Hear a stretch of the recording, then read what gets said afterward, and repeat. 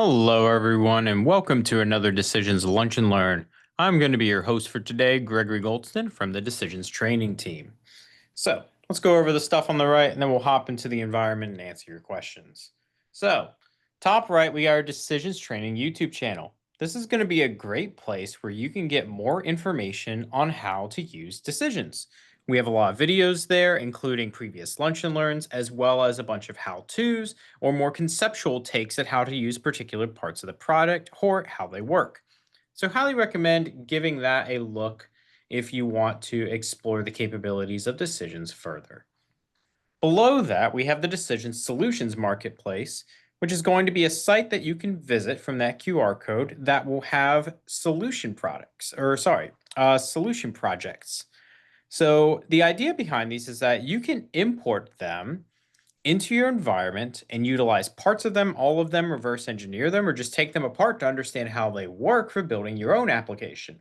They're all free, and there are a lot of different sorts of projects you can bring in there, such as the AI Fuzzy Finder or the Loan Origination Project. And then below that, we have our product roadmap review. This is a place where you can sign up for weekly meetings to get insights into things that are coming down the pipeline for decisions. So if you want to know some of the new features that might be coming out, highly recommend signing up at decisions.com/events. With that being said, I think it's time to transfer over to our decisions environment now, and we'll start addressing some questions. So give me just a moment while I do that. All right, and swapping now. All right, cool. We have got our decisions environment open, and we already had a pre-submitted question. Everyone else can start putting their stuff in the Q&A, and we will address our pre-submitted question by Marvin. So you should be good to talk. And Marvin's question was referring to how the tab editor, the editor tab inside of the form designer functions. So let me go inside of this real quick. Oh, Yes. keep going. Not the So tab editor, the Explorer. the Explorer, yep, right over here. The Yes. Explorer tab, yep. Sorry, form editor Explorer tab. So while we're inside of the form editor here, or the form designer, whenever you go into another sub dialog field, such as like working on a sub dialog flow or working in active form flow, you're going to notice two things. One, if this is long enough, it's going to scroll between these to a particular section. And number two, here I'm going to go inside and show you. If I were to collapse all of these, go inside of one of these right here, and then exit out, it's going to update these. This also occurs whenever I make a change to anything over here. So if I were to delete this email, for example, even if the email is not inside of these two, the moment I delete it, it's going to refresh the collapsing of these particular sidebars. Now, Marvin, to address actually the solution of this, I have reached out, or I will be reaching out to our product team to discuss it. I was looking into this, and I don't have a clear-cut answer currently, but I'm currently trying to figure out exactly why the behavior works in the way that it does, just so that you are aware. Understand. Yep. Was there anything else that I missed in that covering? The only other thing I mentioned is the particular form I'm having to deal with. It's rather large. I mean, it's large. And if you make any kind of change, or at least with this particular form, it would take as much as 15 seconds to go through and do whatever type of calculation it's trying to do. And you can see the highlighted row going up and down as it's trying to recalculate whatever it's doing behind the scenes. And it may take up to 15 seconds Mm. to to to finish. Right. And that's whenever you have the Explorer tab open, right? Yeah. Right, But if you're another right. one, then go to it. It won't be doing that. But I understand what you're saying. And because of the complexity of this particular form, it's almost mandatory that you have to work within the Explorer tab. I mean, Mm. this page is so simple, it wouldn't even bat an eye. Gotcha. I see. I mean, it's. I mean, I know the intent of decisions is try to keep things simple. I get that, but in real world, that's not always possible. Mm, no, And I get it that sometimes you need a and lot of it may have controls. been, a better design that it could have been broken up into multiple forms. But in this case, it wasn't. And I was just charged with making some changes. And I was just wanted to bring this up to say, hey, what is it trying to do on the left-hand side when you make a change on the form? That it's having to go back and forth all through that list to do whatever it's doing. And even in times, I've noticed it show the little spinny icon again to the left of some of the elements, like Mm, it's trying to recalculate something. right. I didn't even make a change to that particular element. Yeah. I am Just reaching trying to out about understand that. the little black box. That's Right. No, I got you. Yeah, no, you're trying to make sure that you understand why it's doing that. So, or, maybe even just figure out if that can be a request for the product to, if it's, something that could be Mhm. done differently. Yeah. Yeah, I will be reaching out about that. I was Okay. looking into it prior to this, and That's I was cool. able to recreate the exact same behavior you were talking about. It Yeah. was on a different form that I'm not able to show here, but it is, yeah, it was doing the same thing. All right. Thank you much. Of course, of course. Alrighty, so I'm gonna go to the next question here, just from Jeffrey Smith. How do I create a link that will make an assignment page open up with the form expanded to full screen? All right, let me allow you to talk here. I have some theories on this. Let's see if I remember exactly how this works.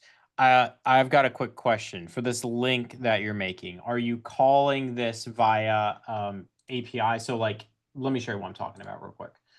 So, if I go inside of, let's just go inside of Flow One. That'll be quick. Oh, perfect, perfect. All right. So, if I'm configuring integration over here, doing user interface, and I click View on this, your display settings down here. Um, let's see. Yeah, maximize, right? So this fills the whole screen. Um, is this how you're calling it, or are you doing something else? It's actually different. Using this is a report.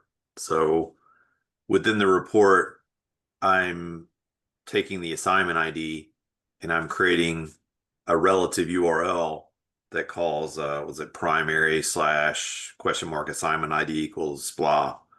And I'm just giving it some text that says approve reject.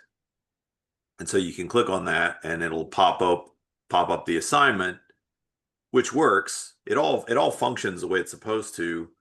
It's just that when it pops up the assignment, the browser is full screen, but the form that pops up for the assignment did not expand to full screen. So it's kind of just like in this section here, right? It doesn't Yeah, spread yeah, out. yeah, exactly. And if I go to the default, um, like if I have an assignment grid that uses the default user action that Decisions has, where you can approve, deny, Mm-hmm.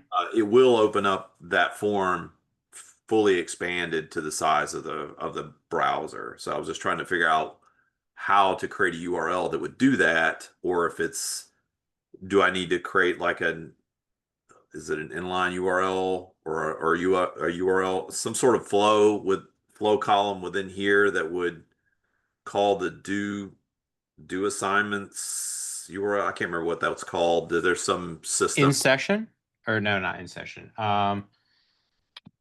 I think I get what you're saying, but I have a quick question on this. So you're sourcing this on a report. Which calculated column are you using to display it?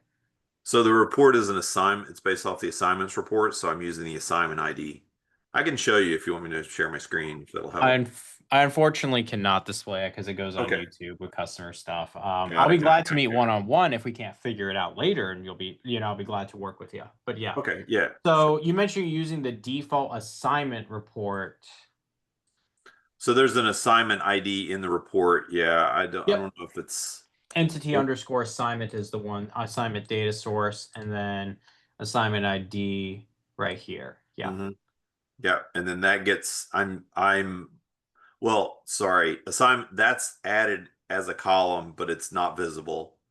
And I use that column in another like an inline It's or inline. URL. Gotcha. That's what I Yeah. was trying to figure out. Okay, so it's an inline URL, wherever that went. Image URL inline field.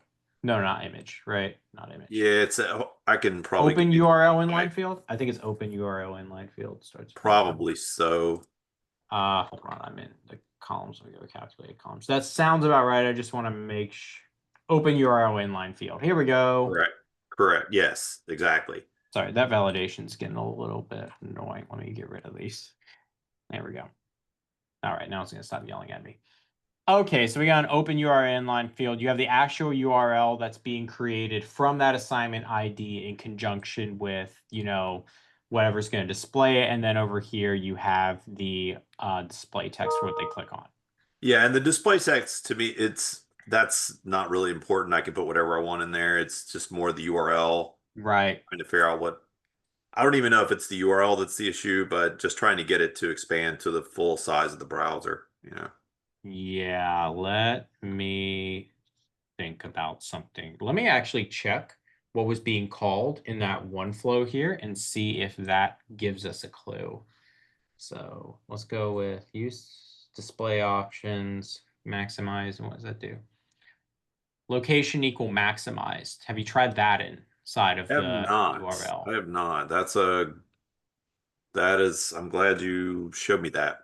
I will give it Yeah, a you shot can and see. test all these different ones here and it'll dynamically generate the URL that you need for it. So I would give that a try. Okay. Okay, wonderful. Yeah. In fact, let's try and create this while we're here, right? I've only got one more question in the chat, so we're not in too much of a rush. Let me just and location. I wonder if force format is required. I'm going to grab that just in case. So let's Okay. do that. Let's do that. We've got our assignments. They're going to be inside of our report. And then this should be, there's my base portal URL. Oh, it's only going to show stuff in here. That's fine.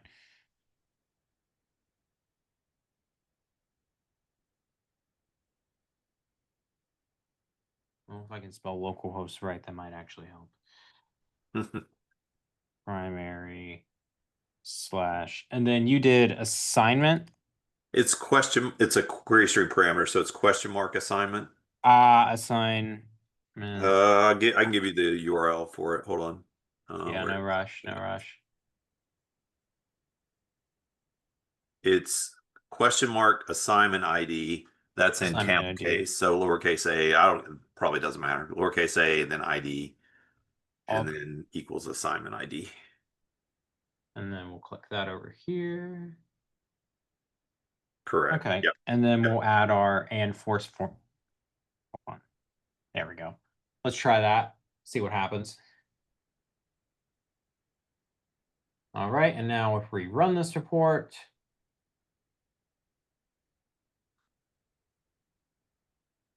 Wonder if that assignment was completed already. I don't have any filters for which ones are done and which ones aren't, so I should probably do that real quick. Assignment account report and where's completed is current. Here we go. Is current equals true.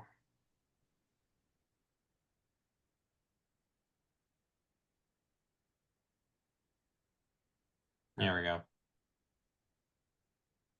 Let's try this again.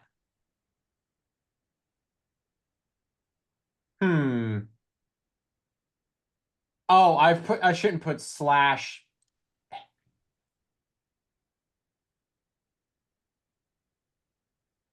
Hey, that means we're hitting the assignment at least. Let's try and create an assignment real quick and see if we can get it rolling here.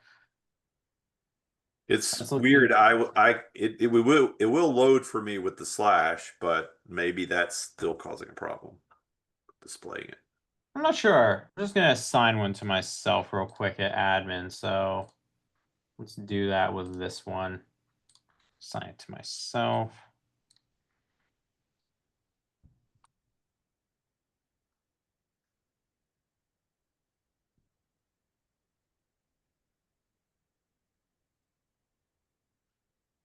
Save, save, save. I should run that once. Nope, don't complete it now. Go to our report. Oh, lovely. I'm not playing this guessing game. When was it assigned?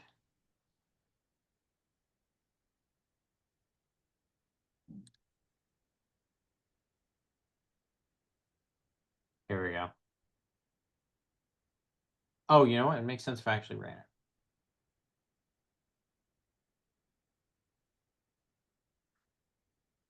And if I get rid of that, just like that. Yeah, and that's full screen now. Okay. Okay. I will give that a shot then. Yep. And- So I'm doing both force format and location maximized, and I've had Chrome off. I'm just going to drop the entire string I'm using in the chat real quick. And then you can go from there. There you go. You should be able to see it now. Awesome. Thanks, Gregory. So just Sure out of thing. curiosity, if you remove that part of the query string, does it Let's see. We'll see what happens. So if I get rid of this, well, it looks like it's still Maybe. location maximized. And what happens if I turn Chrome equals off away? Oh, that gives us a little decisions thing. It's still maximized. and if you do location equals center, I'm just Center. curious. I'm trying to see if I can reproduce the behavior that I saw. Yep, Yeah. there you go. That Yeah, squeeze it. that's it. Okay. Okay, perfect. And then sorry, I know this is a follow-up question real quick. There in that assignment, there's a cancel button, Uh-huh. which is I think part of standard assignment. When we click cancel on it, it's like it holds a lease for that assignment. But even let's say it was assigned to me, I click cancel and I come out and I come back in to that assignment, it won't let me view it because it says it's leased to me, which is strange. Any ideas on how to get around that? There is a leasing function. I know it applies to entities. Let me check for the one with assignments. Give me a moment. Assignment settings. Yeah, here's your assignment lease times. You can just change them so it's not as long. Okay, but there's no way to get around that happening whenever you click on the cancel button. Is that what you're saying? What happens is the assignment action lease is designed so that, let's say you've assigned it to a group of people, right? One assignment to a group and someone opens it so that someone else can't go in there and be making changes while the other person's making changes at the same time. That's the whole reason this exists. You can't get rid of the leasing, but you can set them both to 1 second, which is basically the equivalent. Mm-hmm. The reason I ask is that if I open it up and instead of clicking on cancel, I click on the X button to just close the tab in the browser entirely, I don't have that problem. I can go right back into it and work with it. But You if I say click the on X tab in the browser, correct? right. Not the X tab on the form, which I'm assuming isn't showing up. Well, it's sort of the same thing, like in terms of behavior. If I click on the cancel button for that form, though, it's like it creates a lease for me. That's very interesting why the X wouldn't. The creating the lease is intended behavior. The X not creating a lease is something that I need to look into why it doesn't work that way. Okay, I'll be happy to offline work with you if you need help with it. I appreciate it. I'm going to start by just reaching out to our team real quick and see if that's intended and, make sure I can recreate it as well. But I'll reach out to you if I need any assistance with that, of course. But yeah, if you're just looking to not have the lease, you can just change these settings right here. This is for the settings, assignment settings. Perfect. Okay. Thanks, Gregory. Sure thing. All right. We got another question from Marvin. Can you set a validation error in active form flow and follow that step with a clear particular validation step? My implementation doesn't seem to work. The answer is you should be able to. Let me, well, actually, you can just unmute yourself real quick because you should be able to, yeah, you have access to that. All right, so let's go in It was here. probably my implementation. Let's see what's going on here. So this is a drop down. That's fine. That's not an issue. We got an active form flow. Just to make sure, actually, I'm going to click a button that sets a validation real quick. So that's what we're going to do. We're just going to make this very simple. This will be our error button. And when we click it, it adds an error.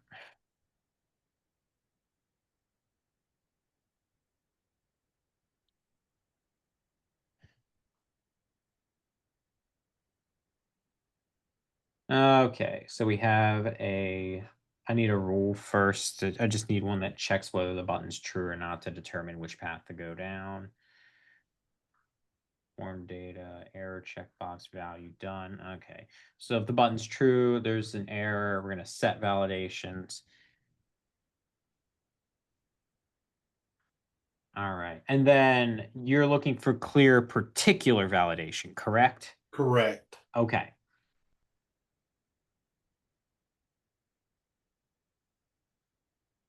Let's see if we can recreate the behavior first. So form data, we're going to put it on the drop down, the combo box. Yeah. No validation issues. Let's make it very simple. This will be a fatal one. Now we'll just call it error. I'm going to copy that exactly. I'm going to go over here. Let's go over to our form control. Let's go to our combo box and then same sort of thing, constant. This is going to be fatal and error. Let's hit OK. And let's see how this functions. Well, I think I see the error in my logic, but I would like to see this work. Of course. Let me change this to in session. I'll make this quicker and let's debug. Okay, so right now, no errors. I can click on anything here. If I click the error button, it does set it as expected. Now, if I uncheck it, yeah, it goes away. Okay. Yeah, so whatever you're getting rid of, it just has to match that name and the type exactly. The type and the error message that you put in there has to be exact as well, correct? That's correct. So it knows exactly which one to remove. Okay. All right. Thank you much. Sure thing. Alrighty. That is all the questions that we currently have in the chat. So I can start going over some other stuff here. For anyone curious, it's kind of tough for me to show this off because it's a new feature that it's a little difficult to edit, but let me see if I can do it and give you all an idea of how this works. So as most of you may know, Decisions has a feature called time zone translation. And the way that it works is if you have Decisions running on a server that is in UTC, you can enable time zone translation in the Decision settings XML, and that will allow you to be able to alter whether or not particular users can have their time zone updated depending on whatever their account they're logging into. So if I do a Control F for time zone, there it is. Use time zone translation. Mine is currently set to false. I am not using time zone translation, but this is where you would set it to true, restart your Decisions instance, and then it'll start using time zone translation. And what that means is that any account, let me go and edit this real quick, that has a time zone identified, it's somewhere around here. There we go. We'll be able to utilize that time zone translation in UTC and be able to adapt the Decisions environment to their time zone. Now, how it used to work and how it still can work, by the way, you can still do it this way, is that whatever the time zone was set to on the user's account would determine which time zone they see. In Decisions version 9.14, you now have the option right below here to use browser time zone for translation, which will check the browser's time zone that the user is using to log in as and use that to translate the time zone dynamically rather than checking the user's account. So you have the ability to check the user's account as you used to for, I think, since the start of version 8 or maybe even before that. And then you have the ability now, if instead to not check the account, but to check whatever browser they're accessing Decisions from and use that for their time zone translation instead of using whatever's on their account. Of course, whatever's set onto their account will be overridden if this is set to true. And in order for this to work, you must have time zone translation enabled in the first place. But that is a new feature that has come to Decisions version 9.14. Again, my server is not on UTC right now, so that would be kind of hard to replicate at the moment without taking up the rest of our time and maybe then some. But that is a new feature that got added, and I at least wanted to point it out.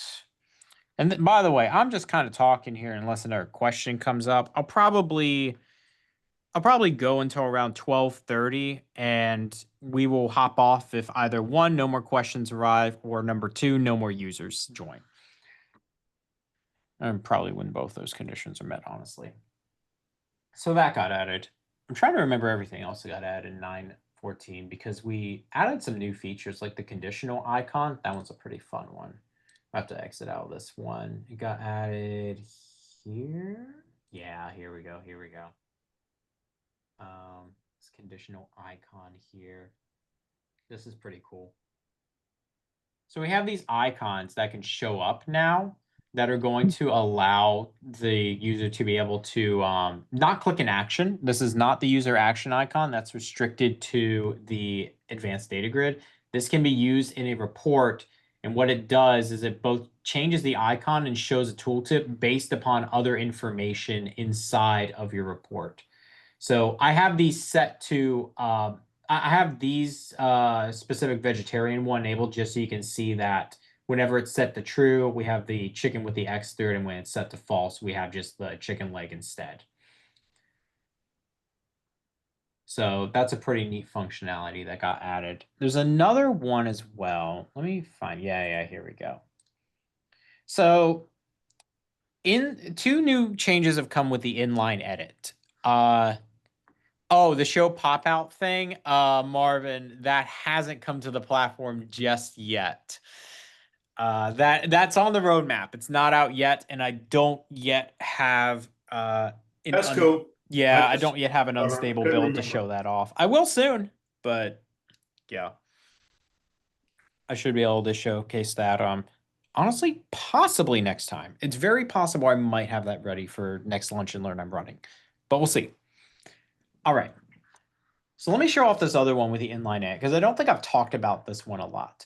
Right now, this is an advanced data grid and it's an inline edit mode. So I can go in and I can start editing fields that I've marked to allow me to edit.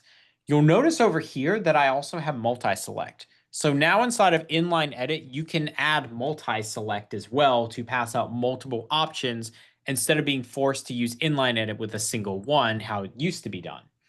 Additionally, inline edit now works for multiple fields here, and I can create spaces and tab breaks through the inline edit itself. So if I want to add another ingredient to shakshka, I don't know, what else does it need? You know what? I like serving over rice, so let's say I add rice to it.